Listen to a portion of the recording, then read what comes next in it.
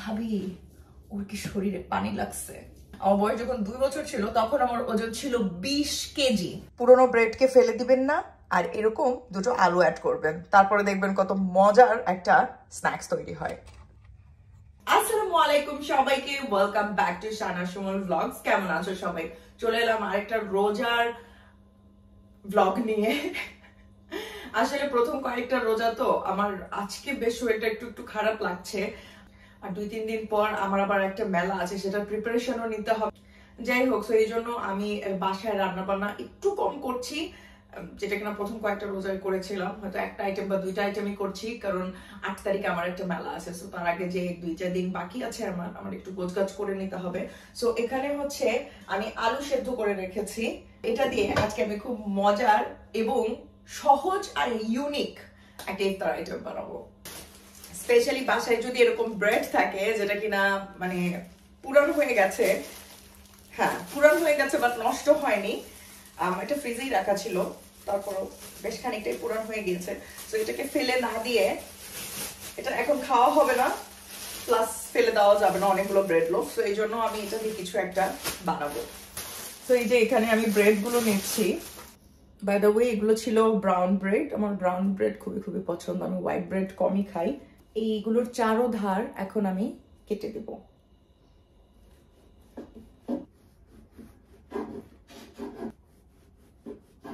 এটা দিয়ে আমরা 4টা স্ন্যাক্স বানাতে পারবো, এন্ড একজনের জন্য একটা স্ন্যাক্সই পারফেক্ট হবে। সো আমি এটাকে 2 ভাগে ভাগ করে নিচ্ছি। এখানে আমি ধনেপাতা আর কাঁচামরিচ কেটে নিয়েছি, আর এইখানে হচ্ছে চিজ বল আছে, ব্লুবেল যেটাকে বলে, এই চিজটা আমি কেটে নিচ্ছি। স্লাইস চিজ হলে ভালো হতো, বাট আমার কাছে স্লাইস চিজ এখন নেই। সো যেই চিজ আছে এটা দিয়ে কাজ চালিয়ে নিতে হবে। এটা আমার খুবই খুবই পছন্দের একটা স্ন্যাক। আই নো এগেইন বাচ্চারাই হয়তো এটা বেশি পছন্দ করে, বাট আমার কি বলে, আমার ব্যাগে থাকে এই টাইপের স্ন্যাক, কারণ এটা খুবই খুবই ভালো এই টাইপের স্ন্যাক, চিজ প্রোটিন। এই যে এখানে আমি ছোট্ট 4 টুকরো করে নিয়েছি। এখানে মশলাকে রিফিল করে নিচ্ছি, মশলা শেষ হয়ে গিয়েছিল। আমি এখন দুটো জিনিস করব। এখানে আমি ডিমটাকে ফেটে নিব, ডিম বের করতে হবে। রান্না বান্নার সময় এত প্রিপারেশনে কাজ করতে হয় ভাই, মানে যতটা না আমরা ক্যামেরার সামনে দেখাই তার থেকে বেশি ক্যামেরার পেছনেই চলে যায়। সো কুকিং ইউটিউবারদেরকে হ্যাটস অফ অনেস্টলি। দো আমি মনে করি মেকআপ টিউটোরিয়াল বানানো কুকিং ভিডিও বানানোর থেকেও বেশি কঠিন, কারণ আমি যখন মেকআপের প্রপার ভিডিও করতাম, স্টুডিও সেটআপ, আমার টোটাল লাইটিং সেটআপ থাকতো কয়টা বলি, পেছনে একটা, উপরে একটা, 2টা, দুপাশে 2টা, 4টা, সামনে একটা, 5টা লাইটিং থাকতো আমার। যাই হোক, ওগুলো রনি করে দিত সব, ওইগুলো ভালো বুঝতো, আমি এত কিছু বুঝতাম না। তো এখানে আমি জাস্ট একটা ডিম নিয়েছি, ফেটে নিচ্ছি ভালোভাবে। 1 চা চামচ পানি অ্যাড করে ফেটে নিচ্ছি, এতে ডিমটা বেশ সুন্দরভাবে কোটেড হবে। আর এখানে আছে জাপানিজ পানকো বা ব্রেড ক্রাম্ব যেটাকে আমরা বলি, এটা আমি একটা ছড়ানো প্লেটে নিয়ে নিচ্ছি। তোমরা চাইলে গোল্ডেন ব্রেড ক্রাম্ব বা মিহি যেটা ওটাও ব্যবহার করতে পারো। মানে এটা হচ্ছে তোমার জুগারু নাস্তা, ঠিক আছে? বাসায় কিছু না থাকলে এটা করা যাবে, বাট কেউ টেরও পাবে না যে বাসায় কিছু ছিল না দেখে হয়তো তুমি এটা করেছো।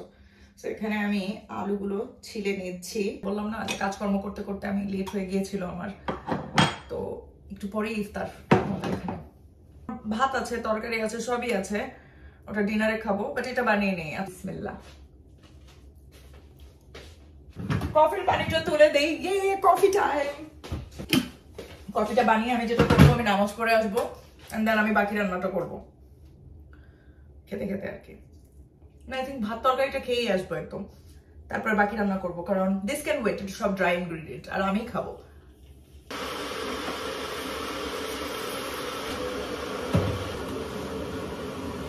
সারাদিনে ফ্রুট যতটুকু, মানে সারাদিনে মানে ইফতারের পরে যতটুকু পারি ফ্রুট খেতে থাকি আমি, আপকা 2টা করে ব্লুবেরি ডান। আমার এই খেজুর রাখার ডাব্বাটা কিউট না? আমার শিমুলের এল উঠে গেছে, আমি জানি না বোঝা যাচ্ছে কিনা। মানে এটার উপরে যে স্টিকারটা লাগায় কাস্টমাইজ করা, তো খুব একটা মানে ইয়া স্টিকার না, ভালো স্টিকার না। টান দিয়ে দিয়ে দিয়ে উঠানো যায়।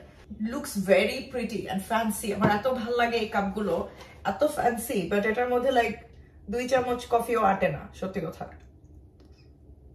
পানি খেয়ে নিয়েছি অলরেডি, কিন্তু বেশি করে ফেলেছি।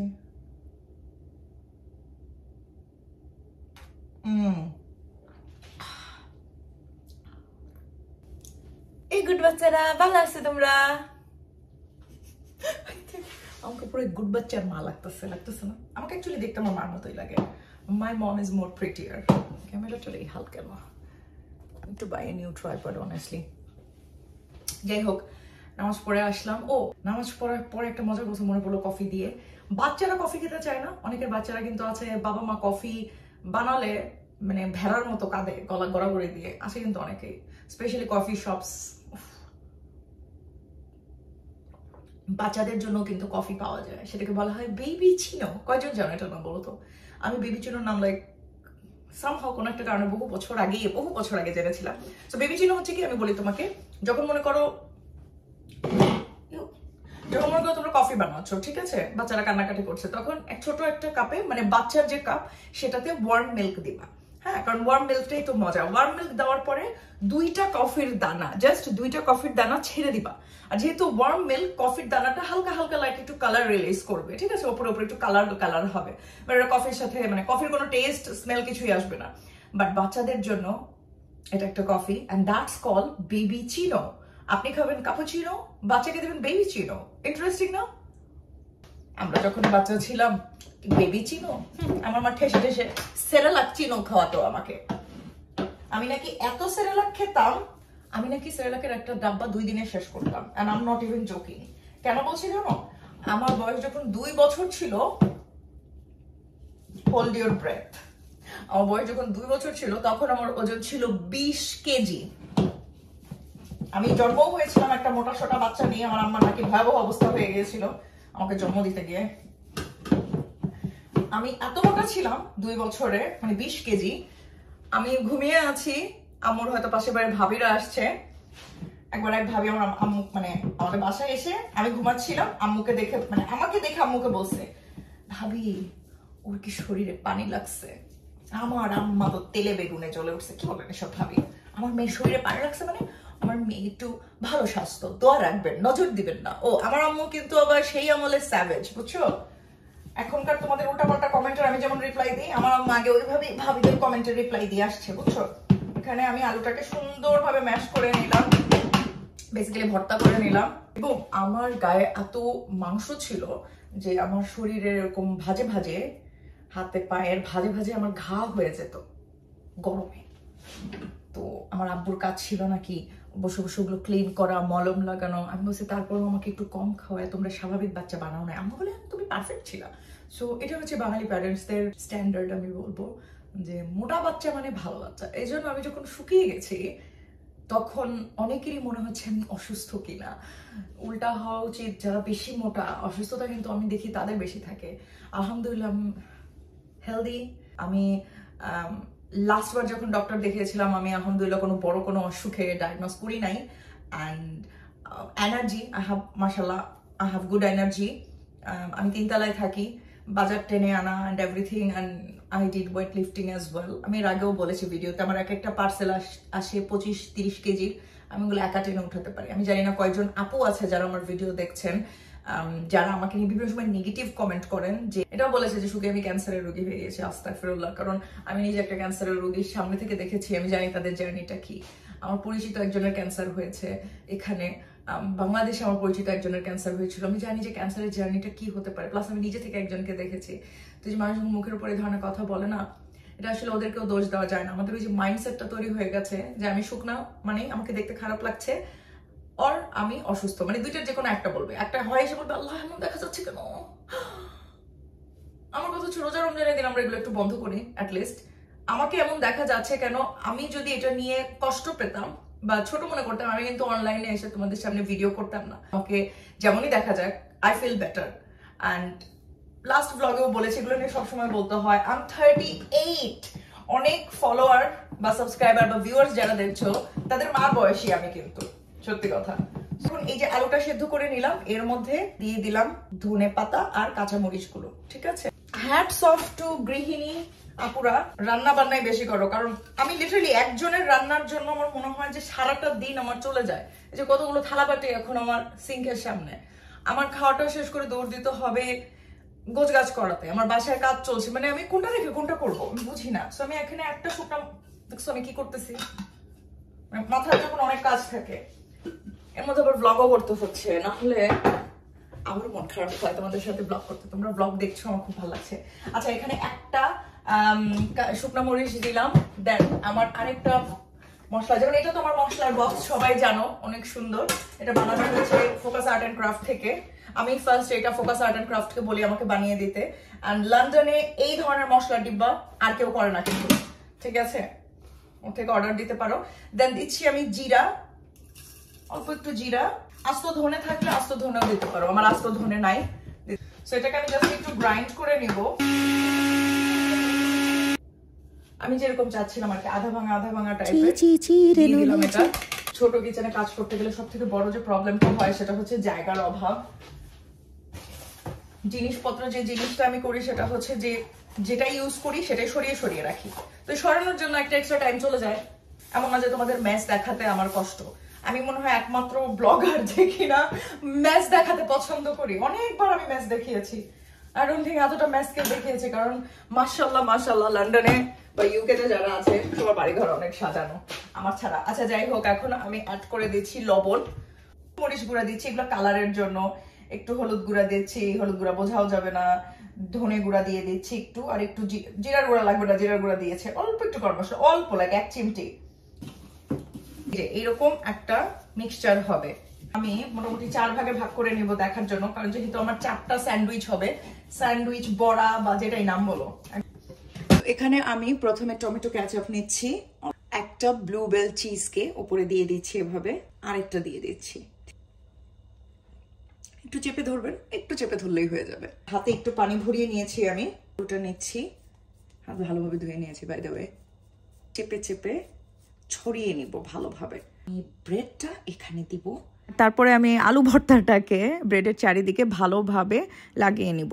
এটা হচ্ছে এখন তোমরা বেশি থিকনেস চাইলে বেশি থিক করতে পারো, কম থিক করতে চাইলে কম থিক করতে পারো। আমি যতটুকু নিয়েছি এটা পারফেক্ট ছিল এই ধরনের ব্রেডের জন্য। ভালোভাবে চেপে পুরো ব্রেডের চারিদিকে লাগিয়ে তারপরে আমি ডিমের গোলায় চুবিয়ে নিব। এই জিনিসটা আমি খুবই পছন্দ করি, বাট যাই হোক, ডিমের গোলায় চুবিয়ে নেওয়ার পরে সাথে আমি পাঙ্কোতে দিয়ে দিব। খুব ভালোভাবে কোটিং করে নিতে হবে চারো ধারে, ঠিক আছে। একটু সময় নিয়ে, মানে 15-20 সেকেন্ড ধরে একটু ভালোভাবে কোটিং করে নিয়ে দেন আমি একটা প্লেটে রেখে দিব। এইটুকু আইটেম বানাতে আমার কিচেনের কি অবস্থা হয়ে গিয়েছে, ঠিক আছে। এখন আমি একটা ননস্টিকি প্যানে তেলটা দিয়ে দিলাম। তোমরা চাইলে ডুবো তেলে ভাজতে পারো, আমি ডুবো তেলে ভাজছি না। এখানে চুলাটা গরম হতে আমি কিচেনটা একটু হালকা ক্লিন করে নিলাম যতটুকু পসিবল আর কি। তেল এখানে গরম হয়ে যাবে, আমি একটু মিডিয়াম টু হাই হিটে রেখেছি, একদম হাই হিটে রাখিনি। তারপরে আমি একে একে এই স্ন্যাক্সগুলো দিয়ে দিচ্ছি তেলে।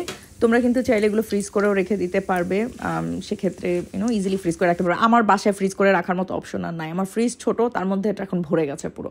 যাই হোক, এক পিঠ খুব বেশিক্ষণ লাগবে না, 2.5-3 মিনিটের মতো ভেজে নিলেই হয়ে যাবে, বাইরে থেকে একটা গোল্ডেন ক্রিস্পি কালার আসা পর্যন্ত। ডুবো তেলে ভাজলে চারিদিকে খুব সুন্দরভাবে কালার হয়ে যেত, যেহেতু আমি ডুবো তেলে ভাজি নাই এই জন্য আমার একটু উল্টে পাল্টে চারোধারে একটু ধরে খুব হালকাভাবে ভাজতে হচ্ছে।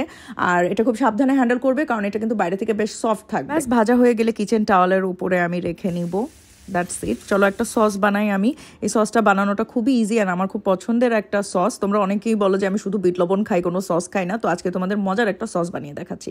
প্রথমেই আমি দিচ্ছি এখানে মেয়োনেজ, তারপরে নিচ্ছি ক্যাচাপ পরিমাণ মতো আর কি, এরপরে আমি নিচ্ছি তাবাস্কো বা তোমরা চাইলে চিলি সস ব্যবহার করতে পারো।